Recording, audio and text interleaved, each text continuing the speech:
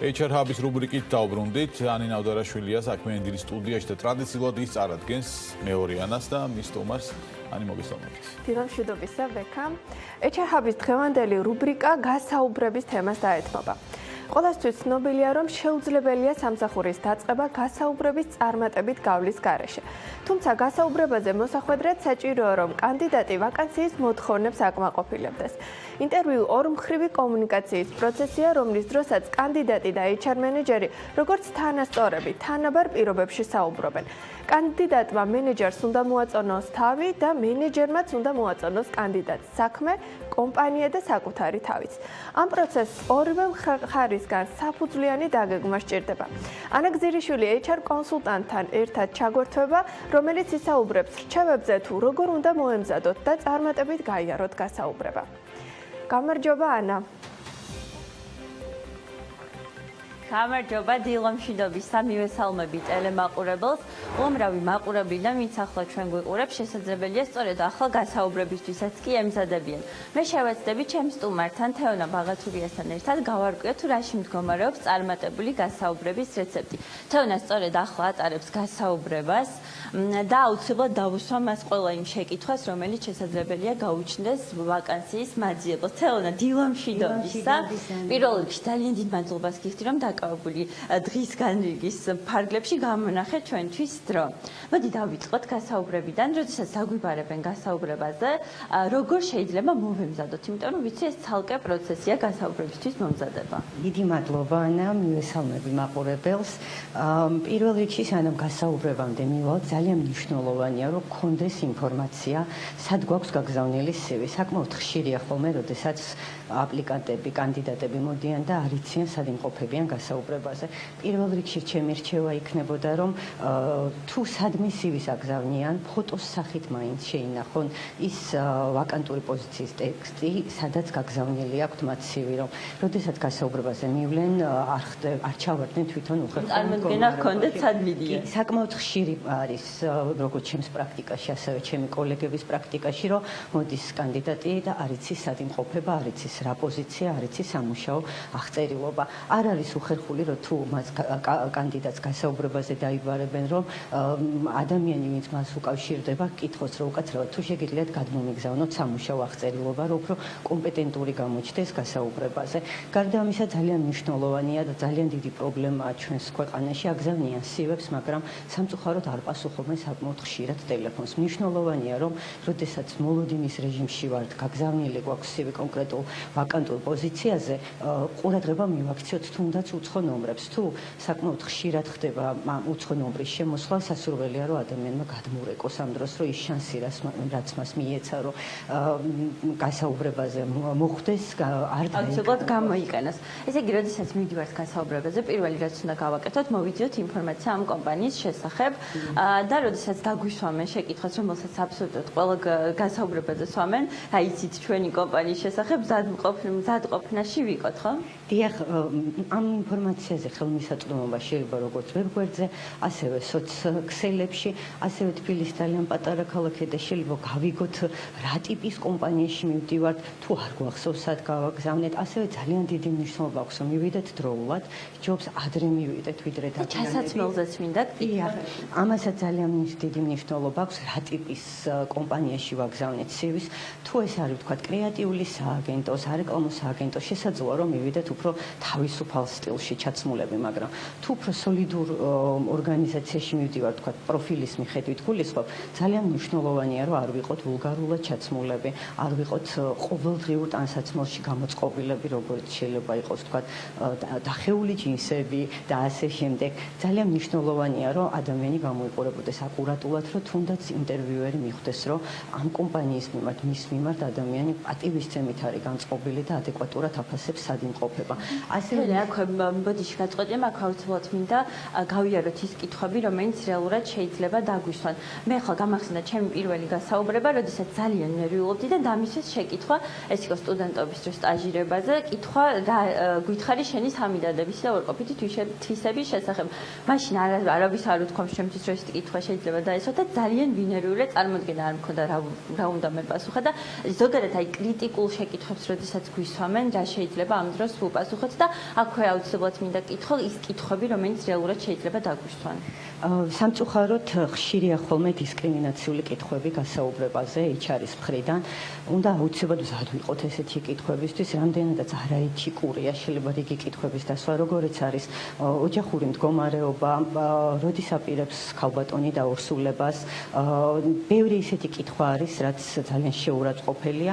ასე დროს თვითონ აპლიკანტისთვის უნდა ინდიკატორი იყოს ის, რომ რა ტიპის კომპანიაში იმყოფება, შეიძლება მას სურვილიც კი გაუჩნდეს, რომ დატოვოს გასაუბრება და ეს ჩემი გადმოსახედიდან არ ითვლება უხეშობად, როდესაც ადამიანში უწყებას აყენებენ და ვთქვათ, თავდაცვის მექანიზმად გასვლა აქვს შენობიდან. აი, როდესაც გვეკითხებიან მაგალითად უარყოფითი მხარეების შესახებ, ამ დროს რა უნდა ვუპასუხოთ, იმიტომ რომ არ გვინდა რომ თქვათ სუდად წარმოვაჩინოთ ჩვენი თავი. იცით, მე პირადად ძალიან ვაფასებ ადამიანის გულახდილობას, ამიტომ ნებისმიერი უარყოფითი მხარე ჩემთვის რაც იქნება გაზიარებული, მე მაინც გულახდილობად აღვიქვა პოზიტივად, მაგრამ შეიძლება ესეთი შემთხვევები არ იყოს ხშირი. აქედან გამომდინარე, ცოტა იშმაკური პასუხიც არსებობს ამ კითხვაზე. თქვათ, როდესაც ადამიანი პერფექციონისტი ხართ, ამ ქირავებისთვის ეს არის ფანტასტიკური, მაგრამ საკუთარი თავისთვის ეს არის წვალება. პასუხისგებლობის გრძნობა, ნერვიულობ რაღაც სანამ ბოლო, თქვათ, პლუს არ დასვა. ამიტომ აი ესეთ კითხვაზე ყოველთვის პასუხი მე მქონია, რომ იცით, მე პერფექციონისტი ვარ, რაც თქვენთვის შეიძლება ძალიან კარგია, მაგრამ მე ყოველთვის დიდი სტრესის ქვეშ ვარ. ეს უარყოფითიც ძალიან პირობითია. შესაბამისად, უნდა იშმაკობაც გაგვაჩნდეს, ვთქვათ ის, რომ იცით, დისციპლინასთან მაქვს პრობლემა. აი, როდესაც გეუბნებიან, რომ თქვათ არაპუნქტუალურები არიან, ამ შემთხვევაში როგორი რეაქცია აქვს ამ საქმეზე? მე პირადად მადლობას ვუხდი ხოლმე გულახდილობისთვის, ვინიშნავ და ჩემთვის ეს ძალიან ბევრი თქმელია, რომ ადამიანს არ არის შეფუთული და ყალბი. აქედან გამომდინარე, ჩემთვის ეს არ ყოფილა დაბრკოლება, რომ ამიყვანა ეს ადამიანი და გულახდილობა უფრო მეც ნიშნავს, ვიდრე თუნდაც ის, რომ 5-10 წუთი სამსახურში აგვიანებდეს. ძალიან ხშირად სვამენ ხოლმე კითხვას, როგორ ხედავთ თქვენს თავს 5 წლის ან 3 წლის შემდეგ. რამდენად სწორია ასეთი კითხვის დასმა, როგორ ფიქრობ და ამ შეკითხვაზე რა პასუხი შეიძლება გავწერ? სამწუხაროდ მე პირადად ძალიან არ მიყვარს ეს კითხვა. ხანდახან ცხოვრება ერთ წამში იცვლება ხოლმე და ძალიან რთულია განსაზღვრო რაღაც წლების მერე სად ხედავ შენ თავს, თუნდაც რაღაცა კონკრეტული მიზანი ქონდეს, რისკენად შეიძლება იღწოდე. იცით, ამ შემთხვევაში მე ვფიქრობ, ისევ გულახდილი უნდა იყოს ადამიანი, იმიტომ რომ ნებისმიერი რეკრუიტერი, ვისაც აქვს გამოცდილება შერჩევის, გრძნობს აპლიკანტის თუ კანდიდატის მხრიდან გულახდილობას. მე ვიტყოდი, რომ იცით რა, ჯერჯერობით ხვალინდელ დღეზე ვიფიქრებ და მე მომეცით საშუალება, რომ დავფიქრდე 5 და 6 წლის მერე რა მინდა ვაკეთო. მე პირადად არ ვსვავ ამ კითხვას, ძალიან უბუნური კითხვა მგონია ჩემი გადმოსახედიდან, მაგრამ სამწუხაროდ ხშირია ეს კითხვები და ასეთ დროს ალბათ ჯობია, რომ უფრო პროფილი უთხრა, საიდკენ სურს მისი კარიერის განვითარება, ვიდრე მოუწიოს ტყუილის თქმა, რომ ოცნებობს, რომ იმ კომპანიაში კიდევ მომდენო 5-10 წელი დაერჩება. და ხშირად სვამენ ხოლმე კითხვას ანაზღაურების შესახებ, რომელიც ძალიან დამაბნეველია. რა უნდა ვუპასუხოთ ამ შემთხვევაში? ძალიან უხერხული კითხვაა, როგორც კანდიდატისთვის, ასევე HR-ისთვისაც. სამწუხაროდ ქართული კულტურა არ არის ჯერ მზად იმისთვის, როგორც ვთქვათ, უცხოეთში ხდება, რომ წლიური დაიწყული შემოსავლით ცხადდება ხოლმე ვაკანსია. ჩვენთან ყველას ერთმანეთის ხელფასი აინტერესებს, ამიტომ ის რომ მე პირადად დავიცვა ჩემი მომავალი თანამშრომლის ხელფასის კონფიდენციალობა, მეც სამწუხაროდ მიწევს, რომ არ გამოვაცხადო, მაგრამ როდესაც კითხვას ვსვავ ხოლმე, რა მოლოდინი აქვს კონკრეტულ ვალუტაში სახელფასო, ყოველთვის ჯობია, რომ თქვათ ზღვარი აქედან აქამდე, მაგრამ ეს ზღვარიც ჯობია იყოს გონივრული, არ იყოს რაღაც 1000, 1500, 2000 ლარის სხვაობა და ასევე გარდა ამისა ჩვენ შრომას ვაფასებთ. ჩვენ ვიცით ჩვენი საჭიროებები ყოველდღიური ცხოვრებისა. შესაბამისად არის რაღაცა მინიმუმი, რის ქვემოთ უბრალოდ ვერ ჩამოვალთ და არის გონივრულობის მომენტი, რომ ვიცით, რომ თქვათ საშუალო რგოლის არის ეს ვაკანსია, ან დაბალ რგოლს მიეკუთვნება, არ უნდა ვთქვათ რამდენიმე ნულიანი ანაზღაურება. აი, კიდევ რა შეკითხვები შეიძლება დაუსვან, როდესაც მიდიან გასაუბრებაზე? ძირითადად საქართველოში სტანდარტული გასაუბრებები ტარდება ხოლმე, ეს არის CV-ში მითითებული ინფორმაციის, ანუ კონკრეტული ფუნქცია მოვალეობების თავიდან მოყოლა. ხშირად ხდება ხოლმე, რომ რა თქმა უნდა ბოლო კითხვა არის ხოლმე, როდის შეუძლიათ ასაქმება.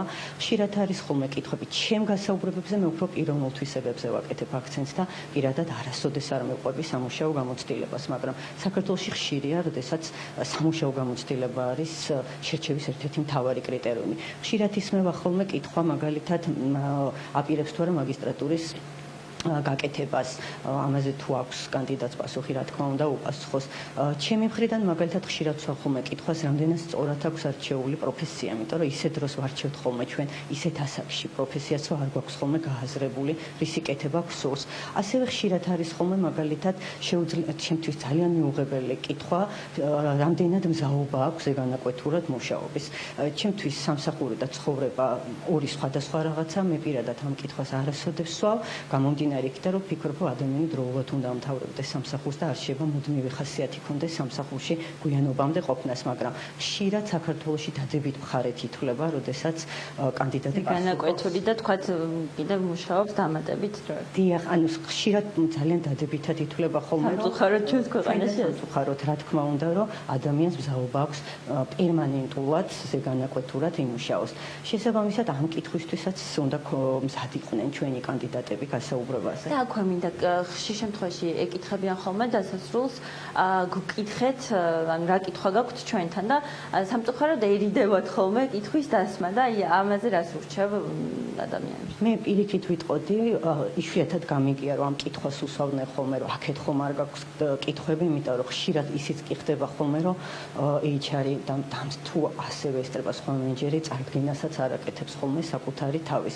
ამიტომ, როდესაც თქვა კითხვის დასმის საშუალება ეძლევათ, აუცილებლად უნდა დასვან კითხვა, თქვა და უნდა განისაზღვროს. ნებისმიერი სახის კითხვა, რომელიც გააჩნია. სახის კითხვა, იმიტომ რომ ჯობია, რომ სწორი მოლოდინი შეექმნას ადამიანს და ჩემთვის უაზრო და სულელური კითხვა არ არსებობს. შესაბამისად, ჯობია დასვას კითხვა, რომ სწორი მოლოდინი ქონდეს, თანხმედრაში იყოს მისი მოლოდინები, პოტენციური დამქირავლის მოლოდინი და ვიდრე გამოვიდეს ისე, რომ კითხვა არ აქვს. შეუძლებელია ნახევარი საათში 45 წუთში, რაც საშუალოდ გასაუბრება გრძელდება, რომ HR-მა ამოწუროს ყველაფერი კომპანიის ამ პოზიციის შესახებ. შესაბამისად, უხერხული არ არის კითხვის დასმა, პირიქით მე ვფიქრობ პოზიტიურიც არის, რომ ადამიანს გაუჩნდეს კითხვები, იმიტომ რომ ეს მის ინტერესებს უფრო აჩენს.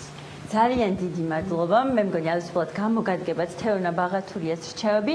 დასასრულს კი მინდა გითხრათ, რომ იმ გასაუბრებებს შორის, რომელზეც კი ყოფილვარ, ერთ-ერთი ყველაზე გამორჩეული და დასამახსოვრებელი, ჩემთვის სწორედ თეონასთან გასაუბრება იყო.